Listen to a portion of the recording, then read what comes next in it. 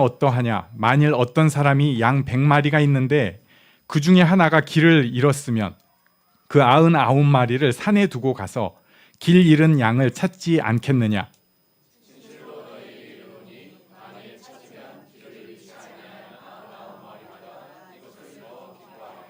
이와 같이 이 작은 자 중에 하나라도 잃는 것은 하늘에 계신 너희 아버지의 뜻이 아니니라.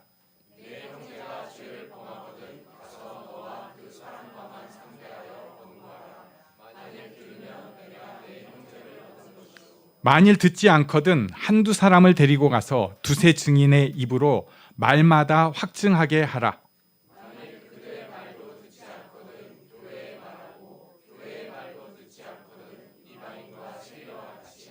함께 읽습니다. 진실로 너희에게 이르노니 무엇이든지 너희가 땅에서 매면 하늘에서도 매일 것이요 무엇이든지 땅에서 풀면 하늘에서도 풀리리라. 아멘. 우리는 지금 마태복음 18장을 계속 보고 있습니다. 4절에 보면은 어린아이와 같이 자기를 낮추는 사람이 천국에서 큰 자다.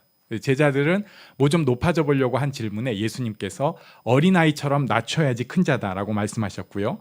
7절에서는 실족하는 일들로 말미암아 세상에 화가 있다. 그러니까 사람을 뒤에서 조종해서 그 사람 죄짓게 하는 거, 또는 그들을 억압하는 거, 이런 거 화가 있다. 또 10절에 가보면은 심지어 그 작은 사람들을 업신여기는 거, 비판하고 판단하는 것, 이것은 옳지 않은 일이다. 하지 말아라. 그 사람이 하나님 위치에 올라갈 수 있다. 비판하는 것, 정의를 추구하는 것은 때로 필요하겠지만 자칫 모든 것을 파괴해버리고 오히려 약자를 더 괴롭게 할 수 있다. 이런 말씀들을 보았습니다. 오늘은 그런 배경에서 12절을 같이 보겠습니다. 우리 12절을 같이 읽습니다. 시작. 너희 생각에는 어떠하냐? 만일 어떤 사람이 양 100마리가 있는데 그 중에 하나가 길을 잃었으면 그 99마리를 산에 두고 가서 길 잃은 양을 찾지 않겠느냐. 유명한 길 잃은 양. 양은 아플 때 목자의 소리를 놓친다고 합니다. 그걸 잊어버린다고 표현을 하기도 하는데요. 그러니까 오히려 아픈 양인 거예요. 길 잃은 양, 아파서 잃어버렸을 수도 있습니다. 그런데 중요한 것은 목자에게는 길 잃은 양도 똑같습니다. 우리는 달라요. 우리는 우리랑 멀어지면은 구별합니다. 넌 우리랑 다르다. 우리 편 아니다. 이렇게 우리는 구별을 하는데 목자는 똑같이 봅니다. 그리고 하나님께서 그렇게 똑같이 보신다. 길 잃어버린 양도 똑같이 보신다. 심지어 하나님께서는 그냥 두시는 게 아니라 적극적으로 찾아 나서신다. 그냥 버려가 아니라 똑같이 보시기 때문에 그것을 적극적으로 찾아 나서시는 거예요. 그래서 그 다음에 어떻게 되는가? 13절을 같이 읽습니다. 시작. 진실로 너희에게 이르노니 만일 찾으면 길을 잃지 아니한 99마리보다 이것을 더 기뻐하리라. 그래서 양을 찾았어요. 그럼 어떻게 하시는가? 기뻐하십니다. 이걸 이제 누가복음에 가보면 잔치를 베풀고 기뻐하십니다. 하나님께서는 탕자가 돌아왔을 때 잔치를 베풀고 기뻐하시고요. 길 잃은 양을 찾았을 때 기뻐하십니다. 잔치를 베풀고 기뻐하세요. 과거를 다 덮어버리고 기뻐하시는 것이 하나님의 모습입니다. 우리 14절까지 또 같이 읽습니다. 14절 시작. 이와 같이 이 작은 자 중에 하나라도 잃는 것은 하늘에 계신 너희 아버지의 뜻이 아니니라. 하나라도 잃는 것은 하나님의 뜻이 아니다. 하나님께서 딱 선언하신 거예요. 하나라도 잃지 않겠다. 우리는 그렇게 생각 안 하죠. 이 세상의 법칙은 하나님과 좀 다릅니다. 양은 원래 그럴 수밖에 없다. 양을 많이 키우면. 그래서 그걸 좋은 표현으로 비용 처리라고 해요. 미리 비용 처리해 두자. 100마리에 한 마리 정도는 비용 처리가 필요하다. 이만큼 많은 백성이 있는데 그중에 작은 사람 한 사람 그거 비용 처리해야지. 이게 세상의 법칙인데요. 하나님께서는 이렇게 사람이 많은데 그렇게 인류 역사에 수십억이 쌓여 있을 것 같은데 그 중에서 작은 사람 한 사람을 버리지 않으시는 거예요. 포기하지 않으시는 것입니다. 생명을 다 죽어도 구원할 가치가 있다고 선언해 주시는 거예요. 예. 우리는 생명에 대해서 조금 수위 여기는 경향이 있습니다. 왜냐하면 우리 힘으로 안 되는 거기 때문에 그래요. 나도 내 마음대로 안 되고 다른 사람도 뭐 자녀도 잘 안 되기 때문에 어떤 면에서 우리는 그걸 포기합니다. 내려놓음이라는 말로 어쩔 수가 없으니까. 그래서 거기에다가 어떤 때는 참 속상한 말인데 그냥 문을 닫기도 합니다. 그런데 우리는 그럴지라도 하나님은 그런 일이 없으신 거예요. 포기하지 않으십니다. 하나님의 뜻은 한 마리도 놓치지 않으시는 거예요. 한 사람도 놓치지 않으시는 것입니다. 그렇기 때문에 우리가 어떻게 해야 되는가가 오늘 또 본문의 15절부터 나옵니다. 우리 15절 말씀을 같이 읽습니다. 시작. 내 형제가 죄를 범하거든 가서 너와 그 사람과만 상대하여 권고하라. 만일 들으면 내가 내 형제를 얻은 것이요. 오늘 본문이 좀 길고 많은 내용을 갖고 있는데 15절 말씀이 먼저는 여기 죄가 나옵니다. 이 죄라는 것이 우리에게 여러 생각을 갖게 해요. 일단 죄는 안 보이면 아무것도 아닌 것 같습니다. 그러니까 안 들키면 돼요. 네, 제가 어제 밤중에 온 식구가 잠들었을 때 새벽 2시에 나와가지고 무슨 일을 하고 들어갔습니다. 안 들키면 됩니다. 네. 나중에 아이스크림 누가 먹었냐고 하면 난 모른다고 하면 돼요. 안 들키면 돼요. 그런데 문제가 있습니다. 죄는 아이스크림 먹은 게 죄라니까 조금 이상한데 죄는 그 사람을 죽여요. 안 들키면 인간 사회에서는 문제가 없는 것 같습니다. 교회에서도 사실 사람 공동체니까 문제가 없어요. 우리나라에서 문제가 전혀 없는데 그런데 죄는 사람을 죽입니다. 시편 32편에 시로 굉장히 귀한 표현을 했어요. 허물의 사함을 받고 자신의 죄가 가려진 자는 복이 있도다. 마음에 간사함이 없고 여호와께 정죄를 당하지 않는 자는 복이 있도다 한 다음에 3절을 한번 같이 읽겠습니다. 시작. 내가 입을 열지 아니할 때에 종일 신음함으로 내 뼈가 쇠하였도다. 안 들킨 것 같아서 문제가 없어 보이는데요. 우리가 고백하지 않은 죄는 결국 우리 뼈를 쇠하게 합니다. 우리 속을 신음으로 만드는 거예요. 죄는 무섭습니다. 그래서 로마서 6장 23절에 죄의 삭은 사망이다 라고 명확하게 표현을 하고 있어요. 안 들키면 되는 것 같은데 사실 그 죄가 우리를 죽이는 것입니다. 그런데 지금 15절에 내 형제가 죄를 범하거든 하고 말씀하고 있어요. 이 죄는 지금 드러난 죄 같습니다. 그러니까 잘 숨긴다고 숨겼는데 티가 나버린 거예요. 그런데 그 상황에서 다 아는 것은 아닐 수도 있는 그런 상황이에요. 다 알 수도 있고 아닐 수도 있는. 그럼 이 죄에 대해서 어떻게 해야 되는가?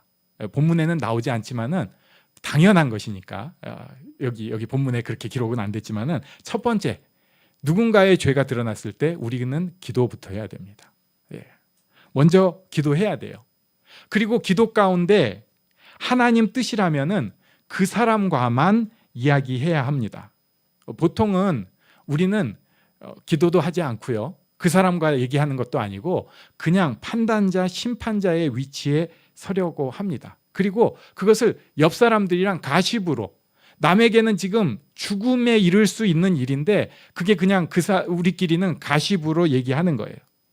내 노하우로 이건 아니지, 그건 아니지 쉽게 판단해 버립니다. 목사님들이라거나 교회 오래 다니신 분들이거나 좀 똑똑하신 분들이 특히 그렇습니다. 그래가지고 은혜롭지 않은 교회 출신 사람들 모임을 가면은 서로 약점 안 잡히려고 굉장히 어떤 선을 딱 지키면서 대화를 합니다. 무슨 서부 영화에서 딱 총 이렇게 숨기고 얘기하는 것 같아요. 서로 간보기를 하는 거죠. 어디에 한번 티 나눠보자. 너와 그 사람과만 상대하여 권고하라. 여기에는 일단 입을 다물라는 말씀이 숨어 있고요. 입을 다물라는 것은 먼저 하나님 앞에 기도하는 것이 숨어 있습니다. 그래서 기도하고 그 사람과만 상대하여 권고하라는 것입니다. 그 다음에 오늘 본문에 또 나오는 게 만일 들으면이에요. 만일 들으면. 만일 들으면 이거는 안 듣는 경우도 있다는 것입니다. 제가 성경 공부 꽤 많이 인도했습니다. 그리고 여러 종류의 상담도 할 수밖에 없는 경우도 많았습니다. 그리고 또 강의도 꽤나 많이 했습니다. 별곳을 가서 다 한 것 같습니다. 그런데 제가 굉장히 고무적인, 그러니까 이게 처음 할 때 특히 그러는데 제가 성경 공부 인도하니까 막 사람이 막 변하는 거예요. 야, 내가 좀 되는구나. 제가 어디 가서 강의를 했는데 사람들이 막 너무 좋아하고 이제야 드디어 뭔가 찾은 것 같다는, 야, 이게 뭔가 되는구나, 이런 착각을 크게 했어요. 그러나 나중에 안 것이 있습니다. 가르치는 거 설명하는 사람이 잘한다고 되는 게 아니더라고요. 사실은 굳이 따지자면 듣는 사람이, 듣고 이해하고 고친 사람이 더 특별한 사람이에요. 그 사람이 귀한 사람입니다. 많은 사람들은 듣는 척은 합니다. 그런데 그 다음에 안 고쳐요. 안 고쳐요. 그래서 오늘 본문에도 만일 들으면, 들었다는 것은 그냥 듣기만 한 게 아니라, 듣는 척이 아니라 듣고 돌아선 거예요. 듣고 죄의 길에서 돌아선 것입니다. 특별한 은혜와 축복이 임했다는 것입니다. 그러면은 내 형제를 얻었다라고 말씀하고 있습니다. 여기가 이 포인트라고 할 수 있어요. 오늘 본문의 전체의 포인트는 얻었다입니다. 얻었다. 하나님의 뜻은 형제를 얻는 것입니다. 하나님의 뜻은 회복하는 것이에요. 하나님은 괴롭게 하거나 못하게 하는 것이 아니라 형제를 얻는 것이 하나님의 뜻입니다. 회복되고 돌아오는 게 하나님의 뜻이에요. 우리는 인간적으로 그렇지 않은 세상에 살고 있습니다. 좋은 모임은 어떤 모임이냐? 빼기를 잘해야 돼요. 잘 잘라야 됩니다. 분위기 흐리는 사람 빨리 몰아내는 게 좋은 모임이에요. 그게 인간적인 지혜입니다. 그리고 그냥 빼는 정도가 아니라 그러면서 슬며시 밟아주는 거예요. 봤지? 저렇게 하면 밟힌다. 교회들도 은근히 그런 모습이 있어요. 우리도 있을지도 모릅니다. 여기서 벗어나면 빼. 그리고 저러면 밟혀. 이러면서 자기들끼리 더 결속력이 있는 거예요. 이것은 하나님의 뜻을 따르는 게 아닙니다. 하나님의 뜻은 얻는 것입니다. 돌이키는 것이에요. 불편해도 다시 살리는 것입니다. 자, 그런데 16절에 보니까 만일 듣지 않거든 있어요. 안 들으면 어떡하나? 뭐 조언이 필요한 정도의 이야기였다면 1대1로 얘기하고 넘어갔으면 돼요. 언젠간 돌아올 날이 있겠지. 그런데 이 문제가, 이 죄가 교회 안에 범죄라서 덮을 수가 없는 거예요. 이럴 때는 증인을 두라는 것입니다. 이것은 조언을 하는 경우에도 그렇고요. 기도의 경우에도 마찬가지입니다. 혼자 할 때가 있는데 그 다음 순간에는 같이 하는 때가 필요합니다. 같이 기도하는 게 굉장히 중요합니다. 정말 간절히 기도하고 있었는데 거기에 누구 한 명이 기도의 힘을 탁 합해주면은 갑자기 그 문제 담벼락이 무너지는 경험을 해본 사람은 압니다. 혼자서 기도하다가 기도의 동역자가 딱 생기니까 이게 그냥 확 무너지는 거예요. 같이 해야 됩니다. 17절로 가보면은요. 그런데도 안 들으면은 어떻게 하는가? 교회의 말하고 그리고 교회의 말도 듣지 않거든 이방인과 세리와 같이 여기라. 이제는 교회 공동체가 기도 제목 삼으라는 것입니다. 그런데 여기서 우리가 다시 생각해야 되는 게 있어요. 하나님의 뜻은 정죄가 아니라 돌아오는 것, 회복이라는 거예요. 오늘 본문에서도 이방인과 세리와 같이 여기라 이 말씀 때문에 어떤 분들은 교회에서까지 얘기가 되고 안 되면 그때는 고소하라는 뜻이다 이렇게 본문을 받아들이는 분도 있는데, 저는 교회는 정말 마지막 순간까지 세상 법정에 호소하지 않는 게 좋습니다. 저는. 왜? 하나님의 뜻은 정죄가 아니고요, 하나님의 뜻은 돌아오는 것이기 때문에 그렇습니다. 물론 어쩔 수 없는 경우, 정말 어쩔 수 없는 경우가 있기는 있더라고요. 그러나 할 수 있으면 마지막까지 돌아오도록 기도를 하는 것이, 그리고 그렇게 분위기를 만들어주고 회복을 위해서 하나님 나라에는 돌아오도록 기도하는 것이 하나님 뜻이라고 확신합니다. 자, 그런데 여기서 조금 다른 각도를 한번 생각을 해볼 필요가 있어요. 그럼 내 얘기입니다. 내 얘기. 나는 길 잃은 양인가? 아니면 나는 99마리 양인가? 여러분 어떻게 생각하십니까? 일단 숫자가 99대 1이니까 우리가 99에 속할 확률이 좀 높은 것 같잖아요. 본문을 이상하게 해석할 수는 없고요. 이것은 우리가 성경 전체의 흐름으로 볼 때 선포적 의미로는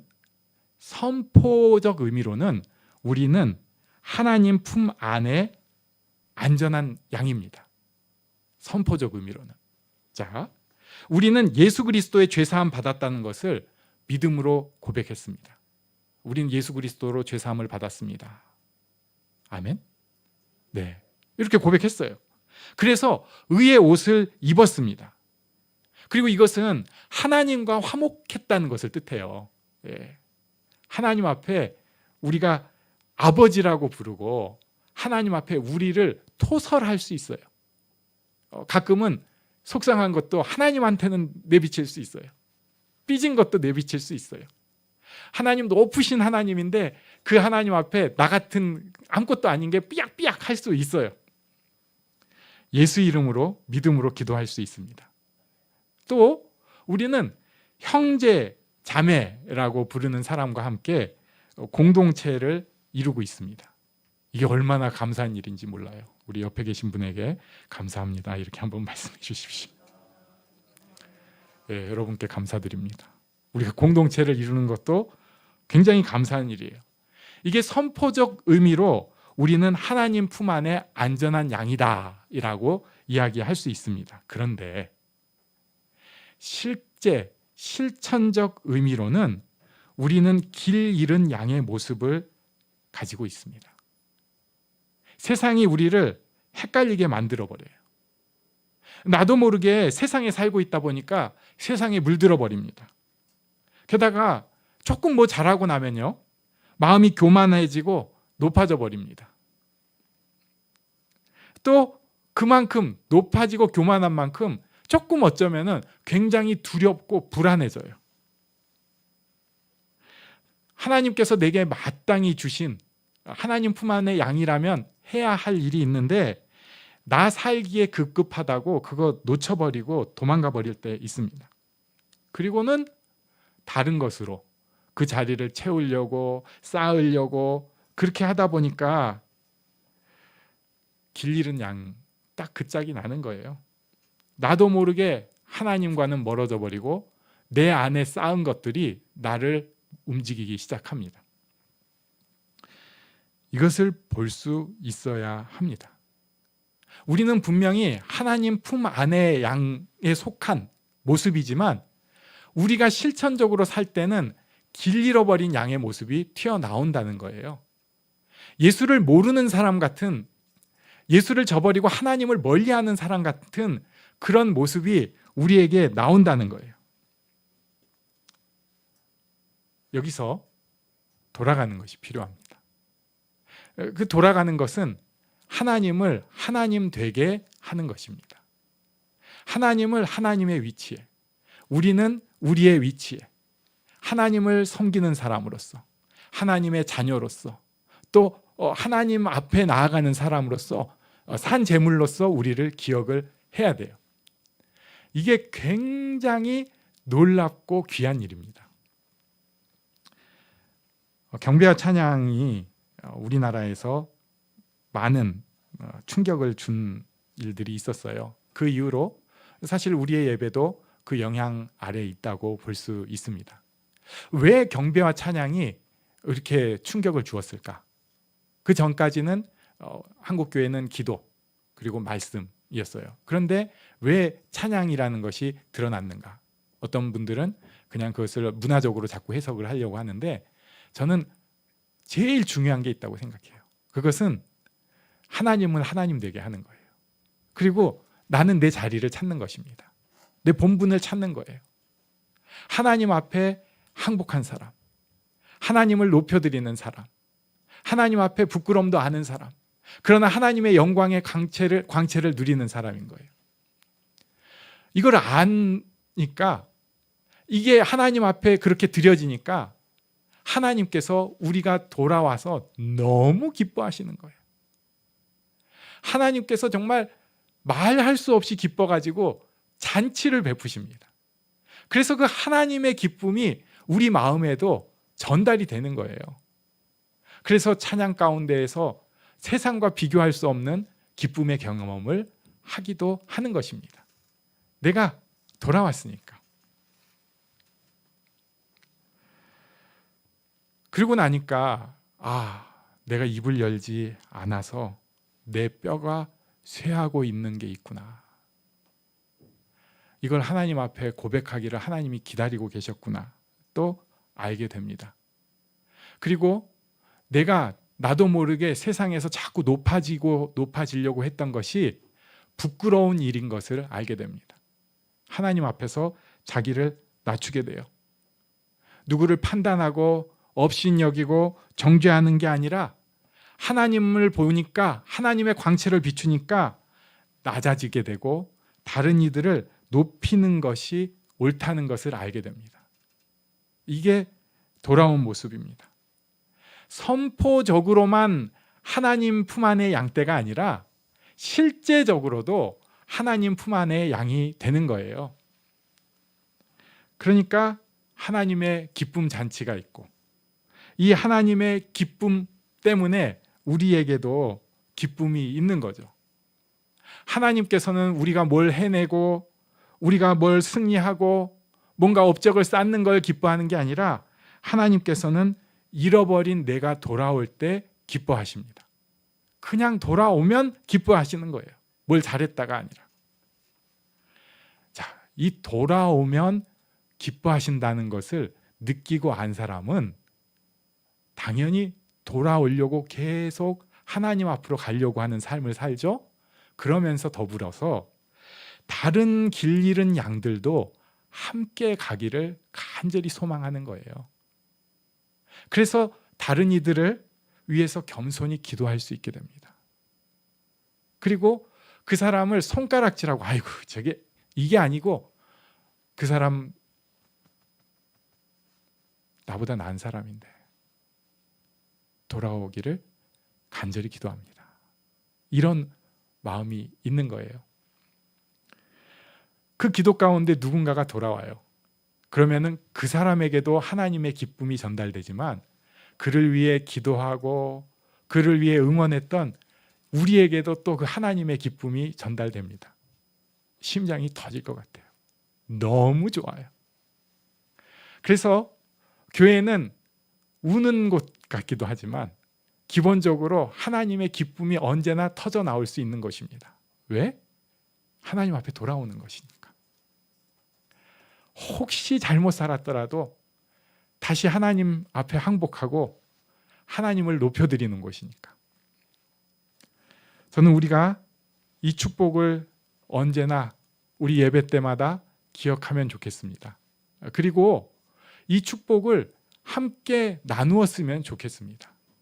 그렇기 때문에 옆에 있는 사람들 자꾸 그냥 세상에서 생각하는 것처럼 자꾸 판단하고 어쩌고 저쩌고가 아니라, 그 영혼이 함께 예배드리고 돌아온 존재이기 때문에 귀히 여기고 축복하는 모습이었으면 합니다.